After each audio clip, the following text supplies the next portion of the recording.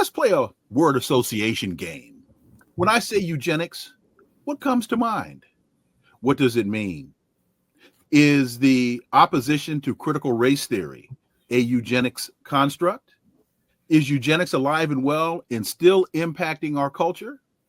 Does eugenics influence the character portrayals in movies that you see, in commercials? And what are your children being taught in school and why?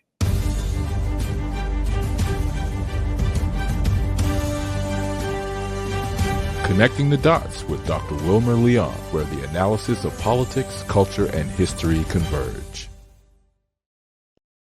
Welcome to the Connecting the Dots podcast with Dr. Wilmer Leon, and I am Wilmer Leon. Here's the point. We have a tendency to view current events as though they happen in a vacuum, failing to understand the broader historic context in which most events take place. During each episode of this podcast, my guests and I have probing, provocative, and in-depth discussions that connect the dots between these events and the broader historic context in which they occur. This enables you to better understand and analyze the events that are impacting the global village in which we live. On today's episode, the issue before us is eugenics. Is it a warped pseudoscience of the past, or is it still impacting how people view each other? My guest is a historian and journalist whose work documents, deconstructs, and interprets eugenics themes in popular culture, identify formation among African Americans and reproductive apartheid in carceral spaces and within marginalized communities.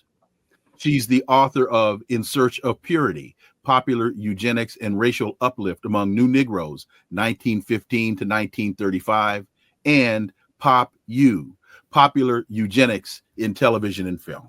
She is Dr. Shantella Sherman. Shantella, welcome to the show. Thank you. I appreciate you having me always.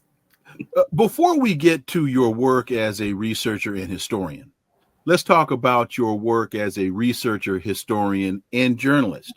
You're the founder of the Acumen Group, and you're also the Acumen Group publishes Acumen Magazine. What is the Acumen Group?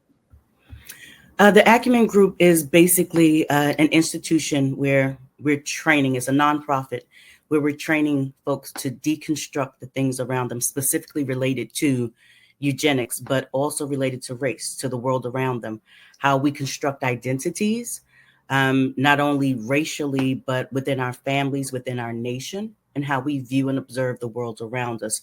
So the goal with the Acumen Group was to take what it is that we have in institutions and do a trickle down, or I like to say like a sprinkler system, so that every person has the ability to actually see what it is that we're studying, know what folks are saying when they create policy, understand the dynamics that go into creating policy and the power that they have to change it. But since most people aren't comfortable being in school anymore, or they figure once they reach the 12th grade, then that's it. They stop reading, they stop, I'm having conversations. They stop really engaging with the process of life. And so the goal is to tool people up, first of all, by making them comfortable with being in classrooms again, being armchair historians and armchair politicians so that they understand the world around them, and then giving them the tools to actually go out and change the things that they need to change. And Acumen Magazine, how often is it published? Where do people get it? What's in Acumen Magazine?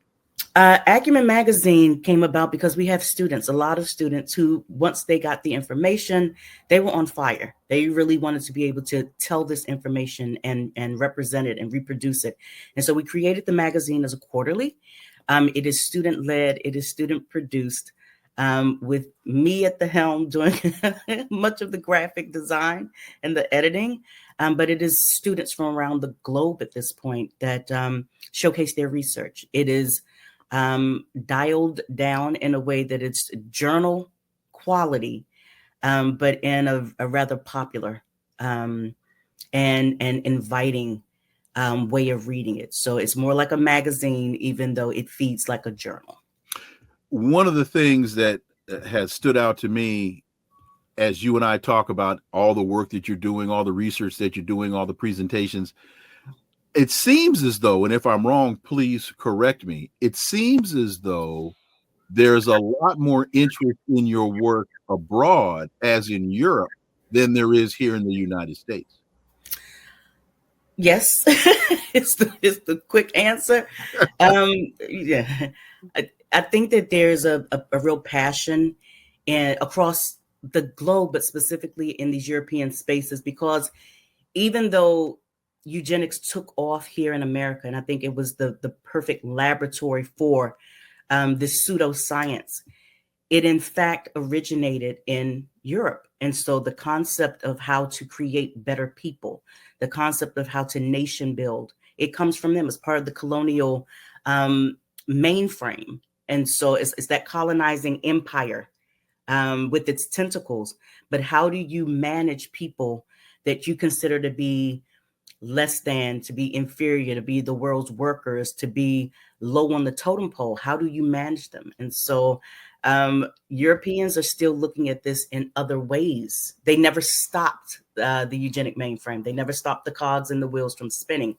And so when we look at things today, and I know we'll get to this, like artificial intelligence, or people talking about genomes and helping with medicine, creating the medicine that you need based upon gene pools and gene sets.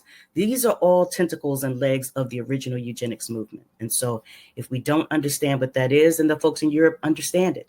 And so their courses, their college courses, are designed to fit around this, whether it's law, whether it's, political science, whether it's journalism. They understand that eugenics is still a part of the conversation.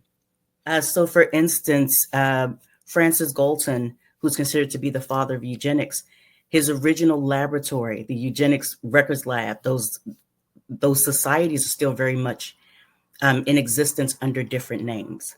So eugenics, the original Eugenics Institute under Francis Galton has now been renamed, and it's called the Adelphi Forum, and they're still having meetings as early as, or as late as 2023, 2024. So part of, again, what the Acumen Group does is we send researchers, or I will attend myself, and we go in and we listen to how eugenics is now being talked about, or genetic research is now being talked about in a rather deconstructed way, so that folks are studying what happened, for instance, with COVID, trying to determine through blood types or through environment who was more prone to having contagions. And that way, it's no longer about survival of the fittest, about who can survive different catastrophes and disasters based upon the help of science. Because if it's survival of the fittest, when the smoke cleared, according to data, 63.7% globally of the folks who died from COVID or complications from COVID were white people. So it makes sense that you then want to try and figure out if survival of the fittest is about white people dominating people of color, but you have a pandemic come through and the majority of the folks who passed away from this pandemic were white people. How do you explain that in a scientific way? So you start to study them all over again. So again, that's that eugenic tentacle still reaching out the way it does. So let's take a step back and start with a definition of this pseudoscience known as genetics, known as eugenics. And after you define it, explain why it's a pseudoscience. Perfect. The term itself came about roughly 1840, though folks have believed that you could create or build better people or better societies through reproduction probably since the beginning of time. All right. So the idea was that you can, in the same way you manufacture or manipulate the DNA, we weren't using the term DNA then, but germplasm of plants and animals. You want to breed in certain things and breed out certain things. We believed at some point in this country and across the globe that you could actually do the same thing with people. And Francis Galton took this science to a different level. And at the time, it was considered a science. It was a bona fide science. The theories were that in the same way that you reproduce height and weight and hair color and eye color and things like that and pass them on to your children, that you could also pass along your characteristics. So they were stuck. There was a gene for lying. There was a chromosome for stealing. It is the belief that if you mix this type of person with this type of person, you'll end up with these type of children.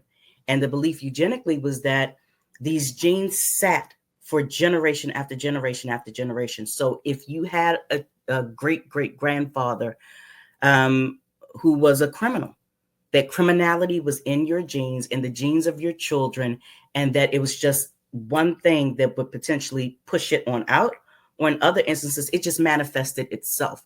So we know it to be a pseudoscience. All of the theories were fallible, because if that was the case, that meant that we just have a world full of criminals. We would have a world full of liars. And it's not to say that to some extent we don't, but these are things that can't be set aside. One of the things that is really defining about eugenics as well is that poverty is considered to be in your DNA. So this is the reason why, again, when we start talking about social sciences and reform work, the belief is that if you are born poor, you're going to stay poor. If your parents were a burden on society, you will be a burden on society. If you had a child born out of wedlock somewhere along this family tree, that immorality is in you, and therefore you have to be watched, monitored, segregated, kept from doing things that other Americans do, or other British do, or other whomever do, because there is a dysgenic taint, if you will, a contamination to your gene pool. And so that's where we get the marriage laws that are restricting folks. So we get segregation to restrict people from coming together. So as a part of this, and I say this all the time, and usually people look at me, the whole construct of race is an artificial construct. Race does not exist. Racism exists because that is a thought process based upon the artificial construct of skin color, hair type, nose type, all of these types of elements that we attribute to race. That's an artificial construct grown out of the whole eugenics pseudoscience. Absolutely. And the reason why America became such a tremendous laboratory for the quote unquote science at the time is that Africans came over looking like traditional, stereotypical Africans, very, very dark in complexion, very broad noses, very thick lips. And by the time you get to emancipation, you need eugenics to go through and measure noses and measure the thickness of lips, because skin color is no longer attributed necessarily to white or black. You have enough black people who are, their skin tone is light enough that you cannot tell them from a white person. Hence passing. Exactly. And there were enough at this point that you end up with your Dred Scott case, with your Plessy versus Ferguson, with people saying, how can I identify this person as black when I can't, by the naked eye, see that they are black? And so we start to attribute within the eugenics mainframe things like 60 or 70 different measurements that every American at some point has to go through, whether it's through the school system, the public health system, which is just being birthed all around the same time. And so you have these folks like Frederick Hoffman, who was a statistician who worked for Prudential Life Insurance, which is still around. All right, who literally came up with a 330-page manifesto. He called it an article. I called it, several volumes, but it was about who the Negro was and his health deficiencies, and why Black people as a whole did not deserve life insurance or health insurance, because they were naturally predisposed genetically to cancers, to calamity, to disease, through filth, and just we were immoral, and it was our behaviors that created the dysgenic bodies, the unfit bodies. So eugenics is the science of the fit over the unfit. And when you understand it that way, you also understand that there were at some point, as many white people who had to deal with this concept that they were not white enough. And so understand that any white person, when we start getting into things like the Racial Integrity Act, any white person who is not white enough is automatically classified in the black column. All right. Anyone who's not white, 100% white, is now considered to be black. So this takes us to the whole discussion about the one drop rule.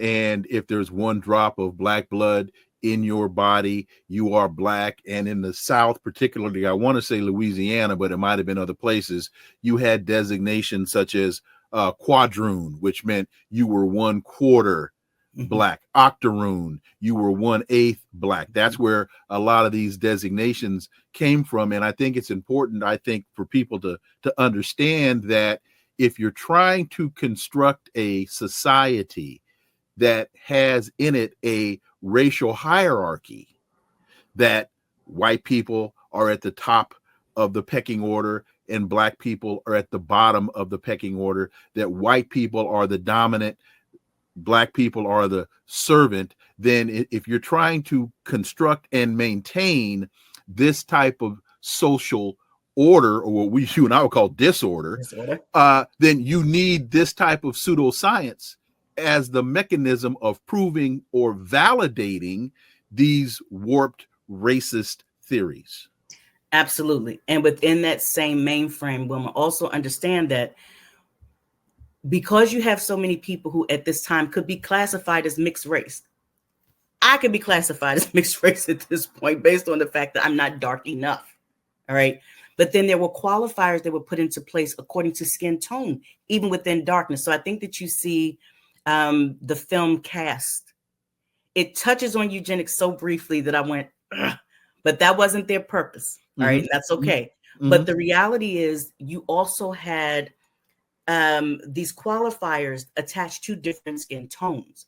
So the closer a person was to whiteness, it was also debilitating to that black person. Why do you say, wait a minute, why do you say whiteness and not just white? Are you being grammatically correct? Or is, I am. No, but no, or is there a differentiator between, because when you say whiteness as opposed to just saying white, what distinction are you drawing? When I say whiteness, I'm taking on the character. Okay. I'm taking on the tone. Thank you. Not just the physicality of it. Thank you. I'm also taking into consideration the mentality of it. So sometimes I use film so that you'll get this. The Birth of a Nation, the fear was not about the dark-skinned person that you could know and identify. It was all of a sudden about this mixed race black person who gets into the White House, who gets into, I want you to pay attention to where I'm going with this, who gets into Congress, who gets into these places where he does not, quote unquote, belong. Okay. And so all of a sudden there's a different level of fear that says, if this person who I can't necessarily identify as black, see, we started out as docile and lazy and these characteristics, but all of a sudden you mix the parents, white man, black woman, then there are ledgers that I read that say things like, the lighter the person is, they take on the sinister qualities of the white master who produced this person. Okay. So all of a sudden he's crafty. He's diabolical. He's a rapist because he's taking on his daddy's qualities. So in The Birth of a Nation, what did the woman say? This is a fate worse than death, to have a black man touch me and rape me the way his father, this white man, has done previously. This is a part of that white character eugenically showing itself in this now mixed race black child. The virtue of white women basically is code. You're putting a mirror to those genes. And basically the fear was, these are not just enslaved people or newly emancipated people. These are the sons and daughters, in many instances, of the whiteness, the power structure that has been there. So if you're telling me that eugenically within the DNA, all of those things that have been experienced and lived experiences and in the DNA and in the germplasm of the oppressors are now in their offspring, who are free to do whatever it is that they wish to do on the face of the earth, and they have the mobility to move about. All of a sudden, this fear is driven into the average white male that says, now I have to be concerned not just with my children, my Black children, having sexual contact with the white children that I don't want them to have contact with, but I also have a fear that my children will have the type of sinister character that would allow them to elevate themselves in a way that corrupts genetically, socially, medically, in every possible way, these children that I'm looking to protect in the first place. And so you end up with, I sometimes call it a schizophrenic nature of quote unquote racism, which is I must protect. There's a fear of me dying or being annihilated. And so you end up with folks like Starter Lothrop, who's talking about the rising tide of Blackness.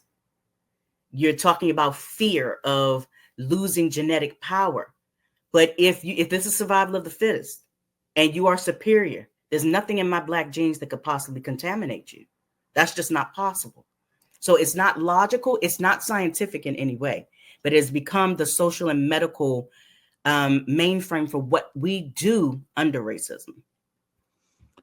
In your work, you have the ABCs of eugenics, and we don't have time to go through all of them.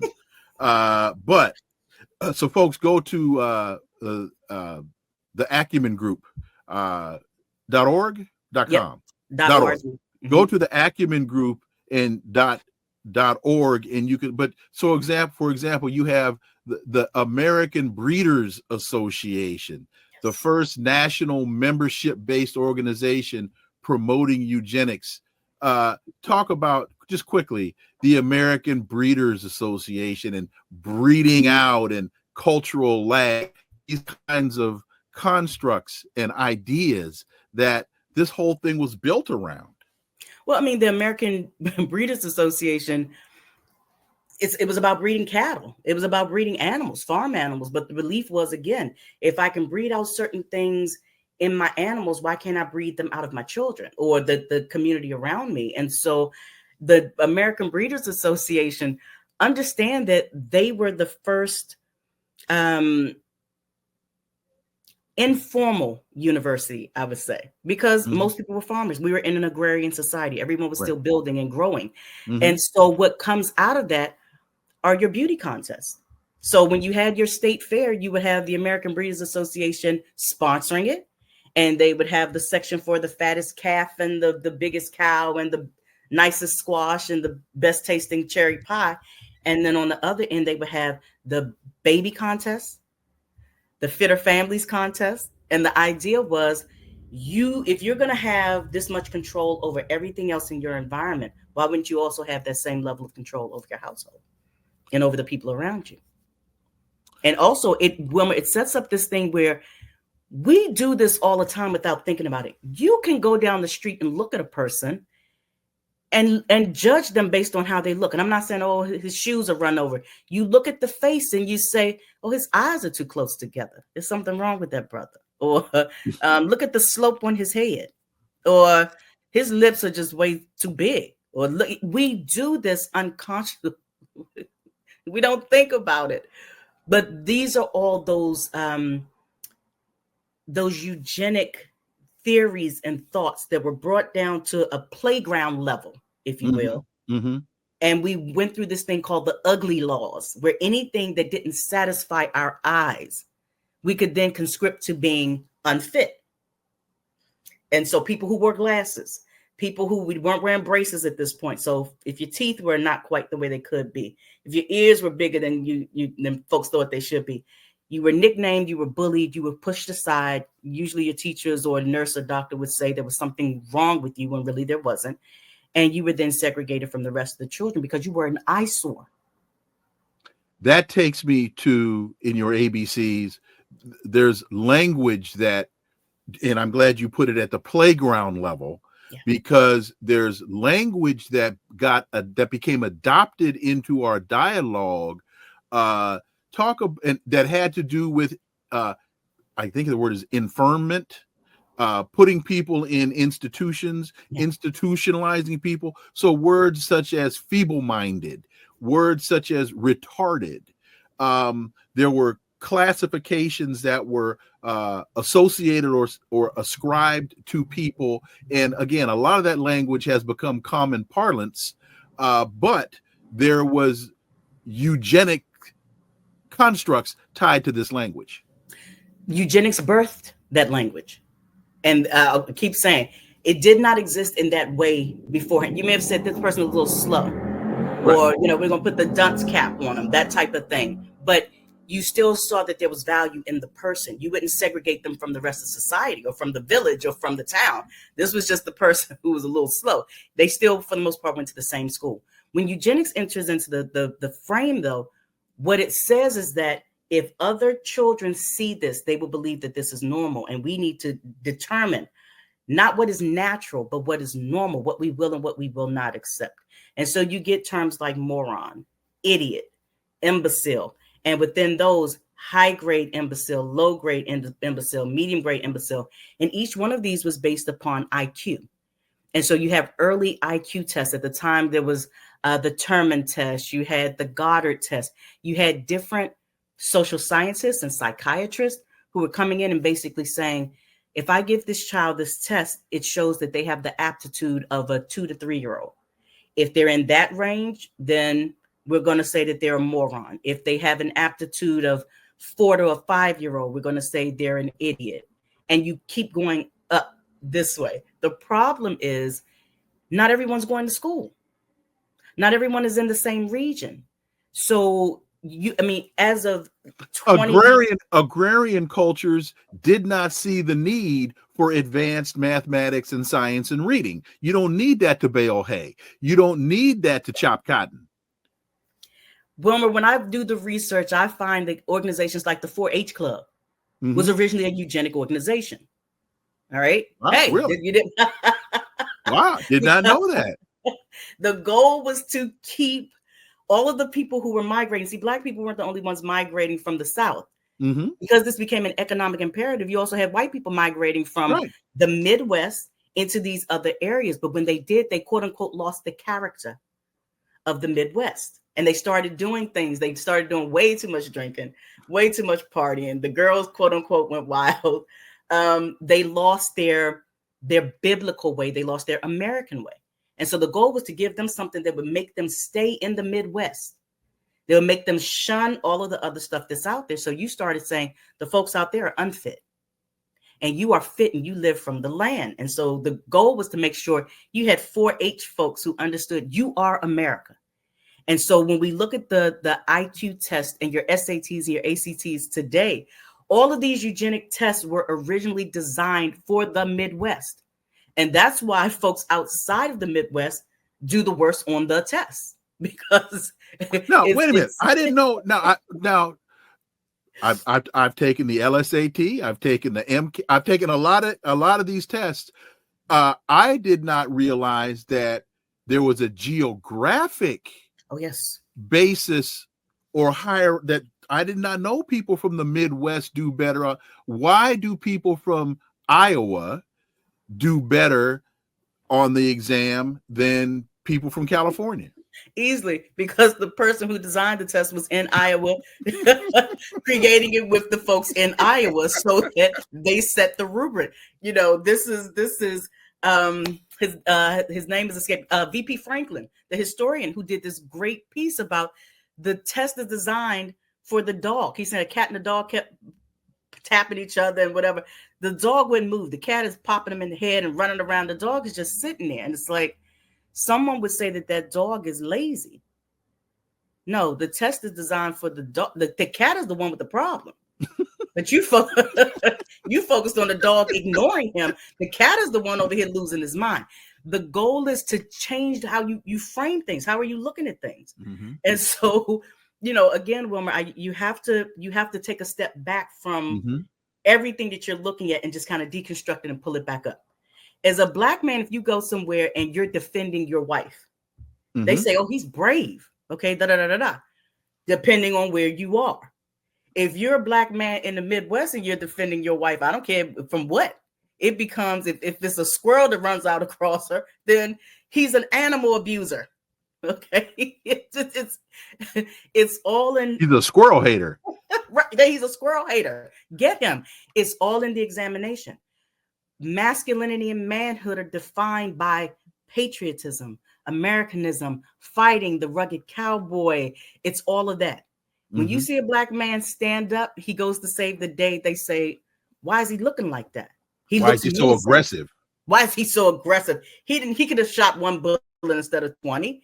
But you don't say that to Arnold Schwarzenegger. Come on, you just, how many times can you kill him? It's that, and so you start to pull back from all of that. Why are your children being suspended more than others? Why all children? It used to be you had psychiatrists, psychologists that would say all children begin to rebel between the ages of 8 and maybe 12, and then again when they hit a growth spurt. A 14, 15, 16-year-old child, teenager, is one of the worst animals to have to encounter because nothing is logical. Everything is either too much or too little. We used to understand that they're teenagers and they're doing teenagery things. All of a sudden, they become criminals, depending on who they are. And as the nation and the world becomes majority minority, many of the things that were once considered just to be the trappings of life, this is how people grow. This is a part of what children and teenagers do. They rebel a little bit. This is Jimmy Dean and all of this. All of a sudden, that's out the water. It becomes they're a menace to society. They are dangerous. They are aggressive.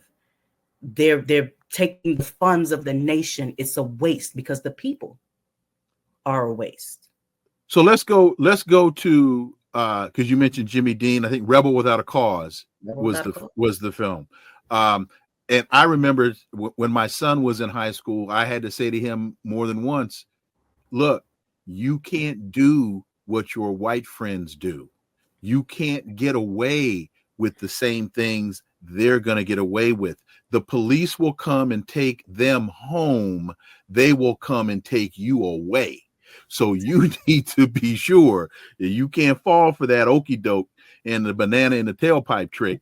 You exactly. Right? So you have a book called Pop EU, Popular Eugenics in Television and Film, and you mentioned you mentioned Rebel Without a Cause, and Menace to Society was the other term that you used, which is a very popular film. So how does this whole eugenics dynamic play itself out in the commercials? In fact, this is a very long-winded way, but to show my age, I remember when I started seeing interracial couples in commercials. That is a relatively new phenomenon. Folks, younger than me, my son, he sees it as normal. When I first saw that, it might have been the Cheerios commercial with the biracial child. The father, the African-American father, is on the couch. The biracial child comes and pours Cheerios on him while he's laying on the couch. And that child was obviously biracial. I lost my mind. What am I seeing on television? Because before that, there was no way in the world that you were going to see, particularly an African-American man with a biracial child. That had to mean the mother, in terms of this dynamic, was white. Oh my God, no. So that's a very long-winded way of me. But Wilmer, no, but you're right. You're very right. It's a quick turn. It's been a very, very quick turn, and it's not even as if it's being presented the way it would stereotypically be presented. again, you have to understand this man is in the house. He's not, I don't want to mess with him because he pet OJ. This isn't, something that's volatile. This is something that's very relaxed, and it normalized it. It kind of evened it out. Those who had problems with it were ostracized. And of course, a lot of people had serious. Oh yeah. A lot of folks, they took that commercial off television. But what you do is you just keep pushing against the breaker. Mm-hmm. You keep pushing against the breaker. And so one of the chapters that's coming up in the second volume of Pop U, which would be out later this year, it looks at the interracial dynamic and how you can now popularize this to a point where not only is it accepted, but it's lauded. All right. So the series 911, you get a character like Angela Bassett, okay, leading the show, who has a Black husband starting out, who comes to her after 20 years and says, I've been hiding the fact that I'm gay and I don't want to be with you anymore. And then enter, this wonderful fire chief who's tall and blonde, and he's given all of the John Wayne in a modern context. And he's overwhelmingly in love with her, and he falls right into place. And everyone was like, oh, it's such a brilliant dynamic. And all I keep saying is I actually love the show. I love the content. But could you have saved her husband? Could you have left an actual Black family intact? And why do you have to be gay? But this interracial, the introduction and the acceptance of the interracial then brought us into the LGBTQ dynamic. We didn't get you get to the first episode. This happens in the first episode. Angela Bassett and I can't Athena and her husband. This is episode 1. Athena. So if you're going to watch this, you're going to grow into this and you're going to love the characters so much. It breaks that eugenic mainframe open. And I can understand why you have these old traditionalists who are literally watching television saying it's garbage, it's the left, it's these people that you're feeding us this garbage. They're going deep, but you're right. Everything becomes, you have a lesbian couple there who's adopting biracial kids from a white drug addict. They threw in everything except the eugenic asylum. They put it all right there and then made each and every last one of them heroes. So every week and they stand in the fight. So now it becomes normalized, not that it wasn't already happening around you in the first place. So is life imitating art? Is art imitating life? Who's fueling what? And so my thing is, so long as you can find a way of making sure that all sides are represented positively, you may be okay, but that's not necessarily what's been happening. So back to your original question with this, you can go back as far as Sidney Poitier in the Blackboard Jungle. Guess who? Oh, I'll say that. And guess who's coming to dinner? To be a waste. Well, and in the heat of the night. So again, I think that he was the original testing ground. All of the isms in our society went through Sidney Poitier because he was beautiful and dark and upstanding, and they put him in a good-looking suit, and he went in there and he did the work. So you can do in the heat of the night when you're talking about whiteness. All right. And you have a Black man standing in a room where there's a white girl having sex on the top of graveyards in the cemetery with indiscriminate men. And the fight is, why did you let my little sister say that she's basically a whore in the presence of that Black man? How dare you? We all know she's not right, but you made her say it in the front of him. You can't do that. So we're going to skip all of these other reasons why her whiteness is in question. And now the fault is on the white police chief for allowing a Black man to understand she ain't really white. All of these are built into that Hollywood mainframe. And when you pull them apart, you kind of go, wow. It's interesting that two things. One, Blackboard Jungle, wasn't that set in London? No. That was the other one. To Serve with Love. Oh, To Serve with Love. Okay. Right. Go ahead. Well, Sidney Poitier, not African American, does the fact that, particularly at that time, is one of the reasons or one of the factors that enabled him to have those roles was because he wasn't African American. Because we know at that time that foreign blacks were given much more latitude than African Americans. That's why, for example, there were many African American musicians that changed their names to foreign sounding names. I can't remember the brother, but there was one musician that used to wear this turban. The brother was from Cleveland, I think. And he used to wear a turban so that the promoters of the shows would think he wasn't from here, and then he would have more latitude. So, but that, you're saying that had nothing to do with Sidney Poitier? I think with him, he may have been slightly different. One, visually, he fit the optics. Okay. And again, I think that you had a whole series of directors and producers at this point that were really trying to push the envelope. So I think originally in the first book, I deal with the fact that you have Sidney Poitier doing 3 different films that are dealing with dysgenic children, that the bad children, teenager thing. Mm-hmm. So you get the Blackboard Jungle first, and then 10 years later, you get To Serve with Love, where he's in England dealing with British kids. In the first one, he is one of the students. Blackboard Jungle, he is one of the throwaways, and they're calling them waste. Now, the concept of human waste, that's eugenic. There's certain people that should not be born. There's certain people who are a burden on society. And what you do is you put them in a garbage can and you have the school system sit on the lid all day so that you're babysitting, but you're not to teach them anything because they don't have the capacity to learn. All right. The second one, you get British students, but it's Sidney Poitier teaching young white girls that you don't do the things that they were doing in the film. He's teaching manhood to British white kids. So once again, you're like, but it's him. And then the third film is a piece of the action where you have him back in America in an inner city. And you'll see the difference in how the children are viewed and what happens when you put Sidney Poitier and Bill Cosby in front of, these dysgenic black kids in the middle of Chicago.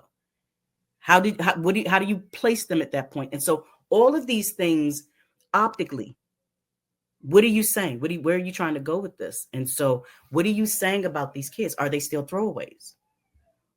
And as talk about the optics. I want to be sure, if you could spend just a couple minutes on, because I think a lot of times folks will look at these films and they don't realize what they're looking at. They don't understand the optics. It's anytime you find a particularly dark-skinned man. See, the darker a person is, the closer they are to their quote-unquote primitive ancestry. So anytime you get a beautifully dark black man and you put him in front of a screen, what the average person is looking for in this country is someone who's scratching their head and yes, a bossing and scared and running and whose eyes get big, Mantan Morton, and, someone who has the capacity of a child. He will have to be saved by whoever is the white hero because he doesn't have the capacity to think, to learn, to do anything but still scream and run. All right. But you put Sidney Poitier in there, again, being beautifully black and eloquent and having integrity. Notice in each one of these films, Sidney Poitier is coming in, quote unquote, whiter than the white person that's in the film. He's coming in there more educated than the white people in the film. He's coming in as a sex object in many of the instances that you start to see. And that was not just taboo. It was just literally turning the eugenic theories upside down. It literally cut out the bias. It slid it. And so it made you have to think, am I judging the elevator operator because he's doing something else? He actually has a brain. Am I conscripting people to places where they actually have a capacity beyond what it is that I'm saying. If he's this dark and he's this brilliant, he has this type of mind, and he has this type of integrity, and he has a wife and children back, and he's making money and all of these other things, and he attended college. Understanding everything that we're seeing in television and film was going against the reality of what was in front of people. That's the other thing. It's fantasy. It was fantasy. So all of a sudden, if folks don't have the capacity to know the difference between what is real and what is imagined through Hollywood, and all of a sudden I start giving you beautiful dark men who are brilliant and bright, I start giving you Black women who have integrity and who are business women and who are matriarchs of their household and don't curse and beat their kids and are walking around with the on welfare and this, and this. And all of a sudden you start to look at the people around you and realize you've been, in fantasy land for a long time. The people around you really are wonderful and brilliant and American and all of these other great things. Guess who's coming to dinner? 1967. So this is a year before Dr. King is assassinated. Sidney Poitier, talk about that dynamic. And I think Spencer Tracy plays the father of the woman, the white woman that Sidney Poitier falls in love with. Well, and the whole thing women becomes hokey after a while, because it's almost as if they're preaching to you. Mm-hmm. Spencer Tracy is like, and as we go through the annals of history, and it's like, right. I love the fact, though, in this film that you have the older Black characters. You have the maid saying, you ain't got no business up in here with this girl coming to a house like this. Years ago, it wasn't even that you would have gone into the back door. You'd have been swinging from a tree. You ought to know better. And because you can't separate that. You have to know your place. And I really did not like the fact that you had his parents, Sidney Poitier's parents, are trying to warn him off. Like, listen, this, I didn't like that, because it's like, in reality, those warnings are real today. Oh, absolutely. You watch where you step, right? You don't do what they do. Well, so take us with that, because I wanted to try and show some type of lineage here. So where are we with this today? Because a lot of people would think that the eugenics and how it manifests itself, that was then. We're not really seeing that now. You touched on it with 911 and all, but how is it? Give us some examples of, because you spend an awful lot of time researching in terms of what we're seeing today. How is it manifesting itself today? The pendulum, Wilmer, quite frankly, you can swing too far in one direction and then it flips over. The reality is that many of the eugenic theories that we started with, we still have. We call them by different names. We don't say that a person is an idiot, imbecile, all of that anymore. What we say is they're subnormal. We say that they need a emotional assistance program within the school. We say that, we don't want to segregate them out, but we're going to find a way of pulling these things together. So I think it's called AEP, an alternative educational plan. Absolutely. But you keep everyone in the same space, and even the rubric is not really, it's still a eugenic rubric. It's, do you have both parents in your house? What is the income of the household? It's all of these other things that go back to what we call the 3Ds, delinquent, dependent. What's the other one? Delinquent, dependent. I always get to that last one. It'll come to you. Yeah. All right. But it's the 3Ds that most school systems, most medical systems use that determine how the child will fare in the school. But they start using this rubric when they're 3 or 4. And this is the reason why you have 3-year-olds being suspended and expelled from school. They don't listen. They're aggressive. They're throwing tantrums. That's what 3-year-olds do. But now there's a pathology that's attached to it. All right. And so when you look at, yes, if I look at things like the cloning, because we moved into transhumanism and people go, oh, and it's AI and all of this other stuff. These are just fancy terms so that you don't understand that original theory, survival of the fittest and white gene power and all of this. COVID showed you something. So you're getting television shows where you're talking about cloning people. Mhm. You're talking about orphan Black. You're talking about, AI integrated into things. You're talking about we need to build better humans externally, because internally, white women are not having babies. And when they do, they're having them with non-white men. Mhm. Okay. The browning of America. Yeah, right. The browning of the world. Right. Right. Wilmer, they say so. Oh, You only yeah. have to.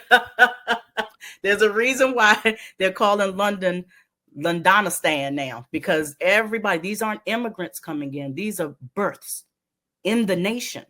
Mhm. And so all of a sudden, the culture of the nation is beginning to shift. So what we want to do is start having the people who would normally clean the streets or do other things. We have machines that do this now. And so what you're doing is creating a poverty class where folks won't be able to do anything except what you want them to do. And so we're getting back. You can't put them in asylums, but you can put them in ghettos. You can't put them in council housing. All right. And so you start to understand that the television is starting to help you do this. So you're getting different films about when we create better people that can assist us with being more human. You have more time to be human and go to yoga and do this other stuff if someone else is doing the thinking for you. All right. And so that becomes problematic in a number of ways. But what it does supposedly is secure your cells, your good cells, that fitness, because you're now being outnumbered. All right. I'm not even sure how to frame this question, but in listening to what you've just said, it ties to a conversation I was having yesterday, in that we seem to be moving away from the collective to the individual with the iPhone and the iPad. It's a whole lot more about me as the individual and what satisfies me as the individual. I remember seeing these dance parties where kids will go with their iPods, listen to music in their own ears in a group of people. Everybody's listening to different music. Everybody's dancing to the same rhythm. Everybody's dancing to different rhythms because they're listening to different things. And this is supposed to be a party. Well, and I don't even know if that ties it, but that just came into my head. No, but it does, because again, when I'm speaking of the term outnumbered, when we talk about transhumanism, the belief is that society, the world is going to hell. Mm-hmm. Basically at this point, because the fit have been outnumbered by the unfit. Those who have the least ability and capacity to raise children are having the most children. All right. Years ago, you would sterilize these folks. You would strike them as an idiot, imbecile. You put them in an asylum or at the public health center for a couple of days. You would sterilize them, do full hysterectomies or surgeries for the men. And then you let them back out on the street and say, okay, you can do all the damage you can do in your lifetime, which won't be long based upon your behavior, but you will not reproduce this foolishness into another generation. We're going to stop this. They're still doing this in prisons, by the way, today. All right. So that's first and foremost. But what starts to happen is it's not that you want to be individual in and of yourself. You also want to be a celebrity. So everywhere you go, likes, taking pictures of yourself. I have to be liked. And then you can't function when enough people don't like it. But I've seen people sitting at a table and everyone's taking pictures of the food. Mm-hmm. They're eating the food, they're drinking, they may look over at each other a little bit, but you all are family and you came together, but you're not even having conversations. So you're in a bubble by yourself in your own. All about this. Right. You're in a bubble by your own self and you can't relate. The mainframe is also speeding up so that I'm feeding you so much information at one time that you can't focus. And since you can't focus, it means it's doing something internally to you as well. At some point, Wilmer, we may talk about the Rossetto effect. All right. Go ahead. Rossetto, and this is one of my champion causes because it's about size and it's about weight and it's about happiness. Back in the 1950s, 60s, the country was trying to figure out where the healthiest spaces in America were. And they found that it was a little community upstate New York called Rossetto. All right. And when they got there, they were like, this doesn't make sense. It was a mostly Italian spot. And everyone over there was just gargantuan. These are some big people. Right? This sounds like a Twilight Zone episode. No. Just, I mean, and I don't mean, I shouldn't say it like that, but it was the men had bellies out in front of them. You know, the women were buxom and people were short and stout. Some were tall, but based upon the eugenic theories, these should be the most unhealthy people with hypertension, diabetes, heart conditions, just heart attacks waiting around the corner. Their BMIs were just ridiculous. They got there, they started testing them, and they realized, yeah, they just eating crap. They eating prosciutto and ham and cheese and melon walking down the street. One guy says, I want to die with a meatball in my mouth. They did it right. And they just kikiing and laughing and drinking a lot of wine. What they concluded in the study was that the people felt safe. They felt loved. They felt nurtured. They felt respected. The old people lived into their 90s and 100s because they had people looking out for them. The children felt free to walk around in their neighborhoods and they had other people looking after them. And the middle-aged, the birthing folks realized we have a community that will look after our children and keep them safe. We used to have that in the South, even under the duress of the lynching tree and other things. And that's why the lifespan was as long as it was, even though we were eating chitlins and hog maws and whatever else. It wasn't until the duress of society comes in and starts telling you, you're to this, you're to that, you're not enough of this. This is what causes this. This is how you get to that. You're not enough. They're giving you too much of this. And that is what we're dealing with now. Within 3 years of the Rosetto study coming out, America came in and told them, you know, you don't want to live up underneath your grandparents all your lives. Sell the house and put them in a home. Send the kids to daycare. They'll get behind in school. They started feeding information to them about being more American. As soon as they became, quote unquote, more American, guess what? They started dying fast. The hypertension showed up. And so the eugenic mainframe right now with transhumanism is going back to this and basically saying you need yoga and water and to rest and music therapy and chelation and all of this. And the truth of the matter is, let the robot do the heavy lifting and you just live. Let the machine carry the baby. All right. Let me give you what I think is somewhat of a parallel here. The first time I went to Iran, I'm sitting in the lobby of my hotel where we spent, when we weren't in meetings and in lectures and whatnot, we would sit in the lobby of the hotel and drink coffee and interact. I saw all these women with medical surgical tape on their faces, Muslim women with surgical tape, and it was just odd. So after about the second or third day, I turned to my interpreter. I said, Ali, why am I seeing all of these women with all this surgical tape on their faces? And he tells me that that Tehran is the nose job center of the Middle East, and that fairly wealthy Muslim women come to Tehran to get their eyes done and get their noses done. And I said, Ali, that's insane. These women are beautiful. And he says, yeah, but they're reading Western glamour magazines and they want to look like women from the West. So I'm in this interview. I'm on this television show on Press TV, and the host asks me my thoughts about I was there the first time I was there for 10 days, and he asked me my thoughts, and I says, well, let me tell you something. I says, you know, you guys, you don't have to worry about General Schwarzkopf. You got to worry about Colonel Sanders. And he says, excuse me? I said, based on what I see your adopting of the Western aesthetic is for your women, when that 3-piece and a biscuit hits, you guys are done. Hypertension, obesity, diabetes. I said, once you get a taste of those additives in American food and that salt hits you, I said, America will take you over in a minute. It's a wrap. It's literally a wrap. I mean, when we have folks right now, if you go the next time any of you are out in the streets, go into the nearest Target or Walmart. Go down the aisle, not for cosmetics, but for things like deodorant and lotion. They are now putting additives in that specifically for melanated skin. All right. And the goal is to bleach your underarm pits.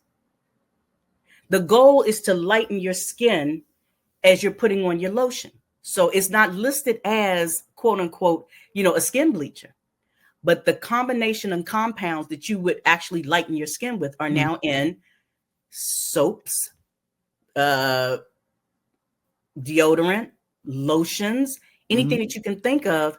And it's for every part of your body. Understand what I'm saying? And so I'm thinking, who really needs this? Is that where this whole, because I've noticed these new commercials with the total body deodorant. Is that where that's coming from? That's also a part of it. Yes. Come on.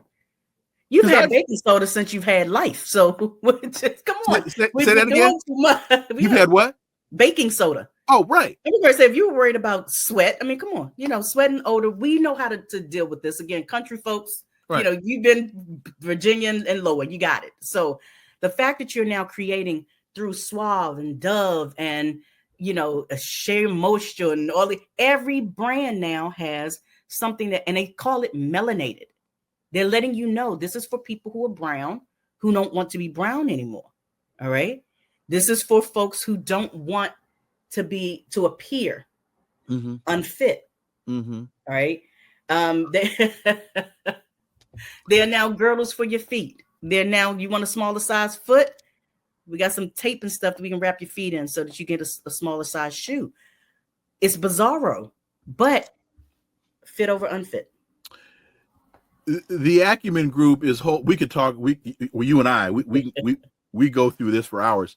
The Acumen Group, you're holding your first annual Eugenics conference in the United Kingdom in October. Talk about that. Give us a little bit of that, please. Well, we're still pulling all of the logistics together at this point, Wilmer, but I am grateful to God that we're celebrating our 10th anniversary as of this year. 2024 is also for us the 100-year anniversary of a lot of the eugenic legislation that came about in 1924, and it's still occupying spaces in the parameters of our policy making today. So we're partnering with a number of universities in. Well, wait a minute. Just so in 24, you had the Eugenical Sterilization Act, you had the Racial Integrity Act, and you had. Go ahead. And the Immigration Act. And then, okay. Right, so those three. And two of the three came out of Virginia, right up here where we are. So, one just basically limited the number of immigrants that can come into the country. The second one said that anyone within a state that's considered to be socially inept and or mentally inept through those IQ tests and measurements can be sterilized for the better of the country. And then the third, the Race Integrity Act basically said, once again, there are only two races. We aren't going to do Mongoloid and Caucasoid and all of that. There are only two races, white and non-white. So even that praxis, understanding that today when someone says Black people are 20 times more likely to have X, Y, and Z, they aren't necessarily talking about Black this way. They're talking about non-white. And so you really have to get to a point where you learn how to read these studies if you're going to repeat the information in them. All right. So the goal with the universities, right? The goal is to get all of these wonderful students from around the globe into one space, along with working scholars and the public, to sit down and talk about the tentacles of eugenics and how it's become a sprinkler system, and it's still very much alive. It is still very, very healthy. It's robust. And it's right in front of us, but we don't necessarily recognize it. So we want to give a platform to scholars, to students, and to the public, the general public, to come in, learn a little bit, share information, and go away with workable tools to combat this when and where we see it. And for those who want to get more information, where do they go? Go to the website, www.theacumengroup.org. You can visit us on All of the social medias, either as Dr. Shantella or as the Acumen Group. An Acumen is ACUMN. EN, yes. EN. ACUM. Hey, don't say I'm feeble-minded, please. I just can't spell. Don't do it. I went to Catholic school, so I can do math. Oh, don't do it. Oh wow, Dr. Shantella Sherman. As always, you bring it, you brought it, as you always do. Dr. Shantella Sherman, I have to thank you so much for joining me today. Thank you. Always a pleasure. Anytime. Folks, thank you all so much for listening to the Connecting the Dots podcast with me, Dr. Wilmer Leon. Stay tuned for new episodes every week. Also, please follow and subscribe, leave a review, share the show. You can follow us on social media. You can find all the links below in the show description. Please go to that Patreon link and make a contribution. So all the assistance that you can provide will be greatly, greatly appreciated. If you have any questions or you would like to suggest show topics, please make those suggestions as you communicate with us through the links below with your comments to the show. Remember, folks, this is where the analysis of politics, culture, and history converge. Talk without analysis is just chatter, and we don't chatter on Connecting the Dots. See y'all next time. Until then, I'm Dr. Wilmer Leon. Have a great one. Peace. I'm out.